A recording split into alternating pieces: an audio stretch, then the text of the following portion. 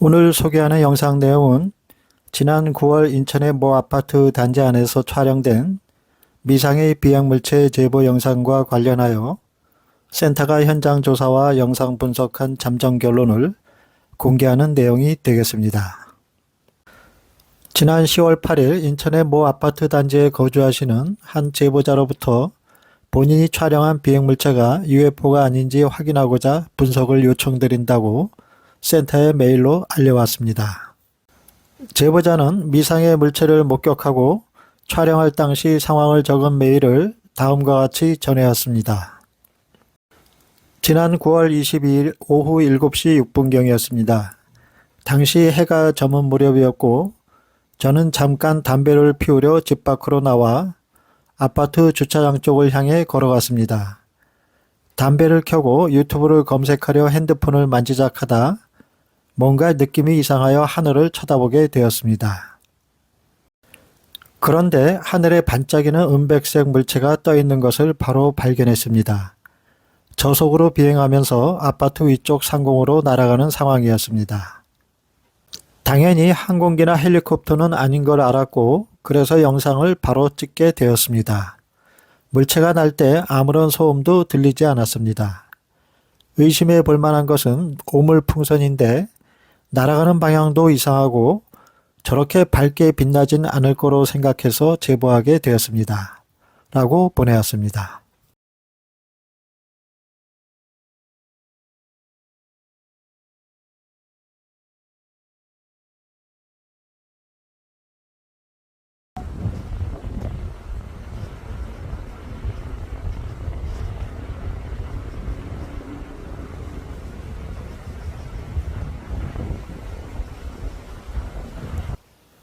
센터는 먼저 제출된 촬영 영상에 대한 촬영 일자와 시간대, 소요 시간을 확인한 후 영상에 찍힌 물체의 움직임, 이동 경로, 발광 현상 등을 수차례에 걸쳐 면밀한 육안 관찰을 했습니다. 그리고 영상에 찍힌 물체가 기존의 물체인지 아닌지를 필터링하기 위해 4종류의 후보 물체를 선정하고 나서 하나하나 확인 작업에 들어갔습니다.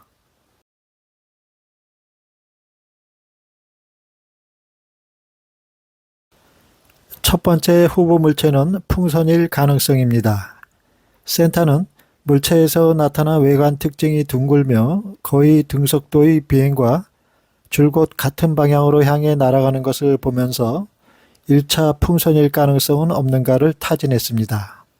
특히 최근 오물 풍선의 UFO로 오인하는 경우가 간혹 있어서 촬영일인 9월 22일 오물 풍선이 부양되었는지 10월 8일 언론에 보도된 기사를 확인한 결과 당일 오후 7시경에 부양되었음을 확인했습니다. 그리고 기상청에 당일 해당 지역 인근 상공의 풍향과 풍속을 조회했습니다. 그 결과 북북동풍의 미풍이 불었습니다. 당시 제보자가 물체를 최초 발견한 위치는 북쪽 상공이었습니다. 그리고 물체는 이어 동쪽으로 이동해 갔습니다.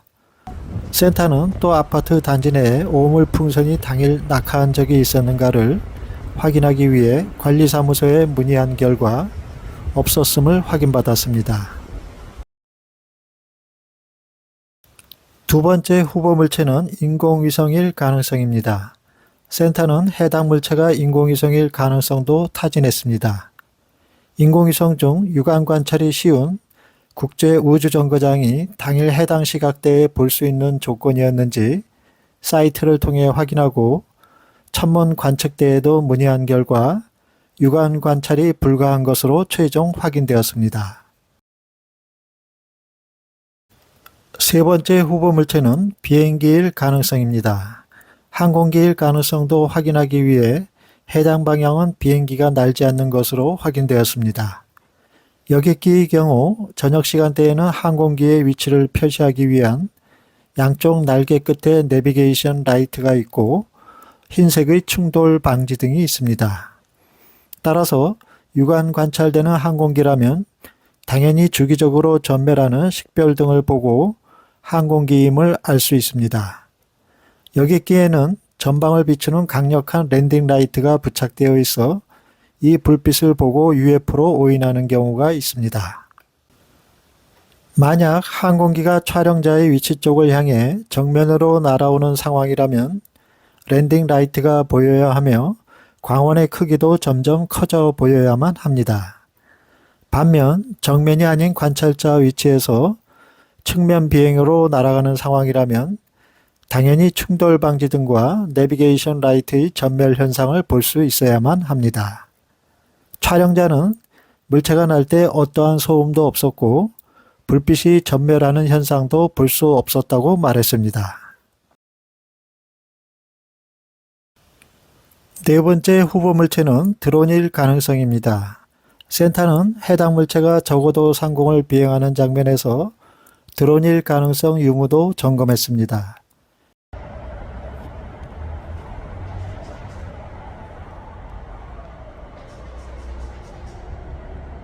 10월 14일 드론 관련 전문 교육기관에 영상을 보내어 드론 여부에 대한 자문을 구했습니다.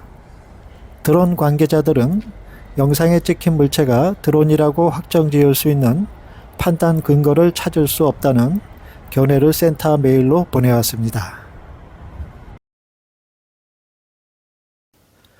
센터는 현장 조사를 위해 10월 10일 촬영자를 만나 최초 물체를 발견하고 촬영하기까지의 상황에 대한 자세한 설명을 들을 수 있었습니다. 당시 촬영자는 아파트 현관문을 나선 다음 하늘을 한번 쳐다보았습니다. 하늘엔 이상한 어떤 물체도 보이지 않았습니다. 제보자는 주차장 쪽으로 걸어가 도착한 뒤 담배를 켠 후 휴대폰을 만지면서 보려 할 때 이상한 느낌이 들어 하늘을 쳐다보게 됩니다.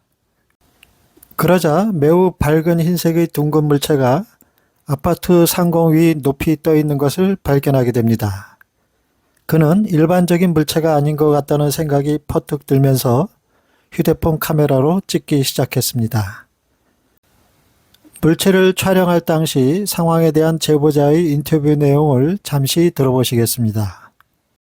첫 번째 아파트 이제 끝라인에서 제가 발견을 하고 첫 번째 타워 지나고 두 번째 타워 사이에서 제가 동영상을 찍고 두 번째 타워 지나갔죠. 센터는 아파트 단지 내 현장에서 제보자의 설명을 듣고 난 뒤 물체의 대략적인 추정 크기를 산출하기 위해 육안 관찰 당시 물체의 크기 정도, 아파트 출입 현관으로부터 촬영 지점까지의 거리, 카메라의 촬영 각도, 아파트의 높이 등의 정보를 확인했습니다. 그리고 미확인 물체가 비행하는 상황에서 고도의 변화가 있었는지를 파악하기 위해 타임코드별 장면에서 수평 기울기 각도를 측정했습니다. 그 결과 7초간 타임코드별 4장면 모두에서 수평 기울기 각도 값이 정확히 58도로 일치하여 비행물체의 움직임 경로가 일직선으로 완전한 수평 비행을 했음을 알 수 있었습니다. 만약 바람을 맞으며 날아가는 오물 풍선이라면 바람에 의한 흔들림으로 이동 방향과 고도의 변화에 직접적인 영향을 미치게 됩니다.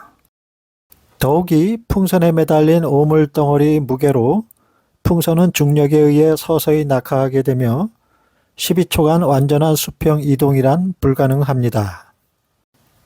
또한 풍선은 당시 해가 저문 상황에서 영상에 포착된 물체처럼 매우 밝은 빛을 발할 수 없습니다. 다음은 드론 가능성 여부입니다. 드론의 비행이 관찰자 입장에서 좌우측 방향으로 이동하려면 프로펠러의 추력 벡터를 진행 방향 쪽으로 반드시 기울여야 합니다. 드론의 기울기는 움직이는 방향과 속도를 조절하는 데 사용되며 이를 위해 드론은 좌측 또는 우측으로 기울어지게 됩니다.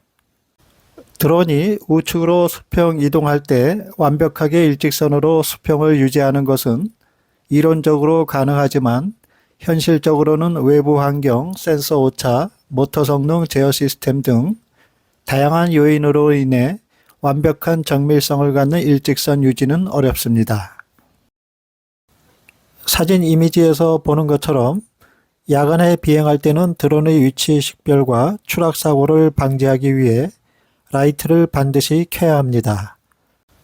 드론은 크기가 작고 조명 불빛이 프로펠러 지지대에 부착되어 쉽게 구분할 수 있습니다.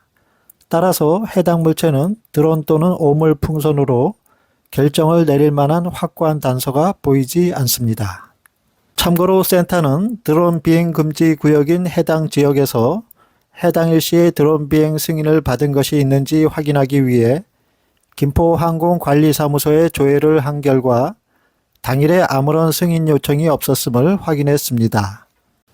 센터는 오물 풍선이나 기구와 같은 풍선 유료는 자체 발광 현상을 보일 수 없다는 점, 비행물체의 이동 경로가 일반 항공기의 운항 경로와는 전혀 다른 방향의 경로인 점, 당일 촬영 시각에는 비행기가 날지 않았다는 시간대로 확인된 점, 당일 촬영 시각대 인공위성인 ISS를 관측할 수 없는 비가시 시간대라는 점, 이런 점으로 보아 해당 물체가 일반적인 풍선이나 기구, 항공기, 인공위성일 가능성은 없어 보입니다.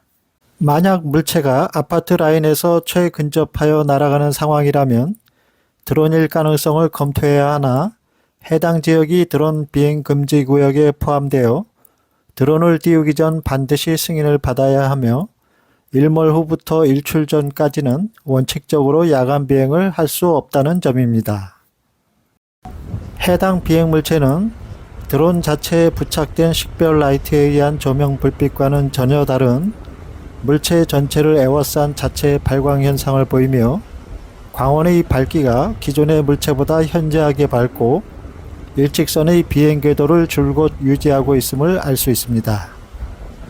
센터는 물체가 드론이라는 가정하에 물체의 크기가 소형 드론 크기로 나올 수 있는 거리 산출과 고도를 계산했습니다. 만약 드론이라면 물체와의 수평 직선 거리가 100에서 120m 사이이며 고도는 약 117에서 140m로 산출되었습니다.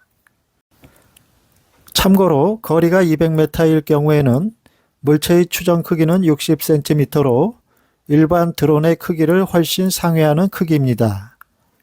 따라서 물체가 150m 이내의 근거리에 있었다면 크기가 작은 일반 소형 드론일 수 있으며 이 거리는 휴대폰 카메라로 광학줌을 최대로 당겼을 때 드론임이 식별될 수 있는 충분한 거리입니다. 당시 촬영자는 물체의 고도를 가늠하기 힘들 정도로 꽤 먼 거리 구름보다 더 높아 보이는 고도에서 날고 있는 것처럼 보였다고 말했습니다. 센터는 기상청에 해당 일시 지역 상공의 구름 고도를 조회한 결과 약 600m임을 확인했습니다. 덧붙여 초저녁 시간인데도 그 물체가 바로 눈에 띈 것은 물체가 매우 밝았기 때문이라고 말했습니다. 센터는 촬영자와 아파트까지의 수평 직선 거리와 물체의 수직 시야각, 휴대폰 카메라의 수직 화각, 육안 관찰된 물체의 크기 정도, 달의 크기와 비교한 물체의 크기 비율을 기반으로 물체의 추정 고도와 크기를 산출해 보았습니다.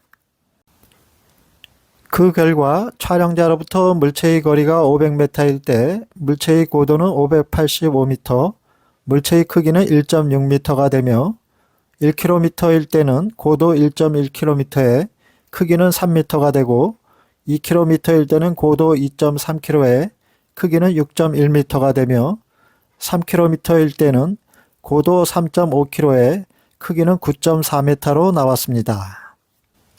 따라서 해당 비행 물체는 카메라로 충분히 물체를 식별할 수 있는 거리를 초과한 적어도 1km에서 3km 떨어진 거리와 고도 1.1에서 3.5km 상공에서 이동한 비행 물체로 센터는 해당 물체가 일반적인 IFO에 해당되지 않는 미식별 비행 물체로 잠정 결론을 내립니다.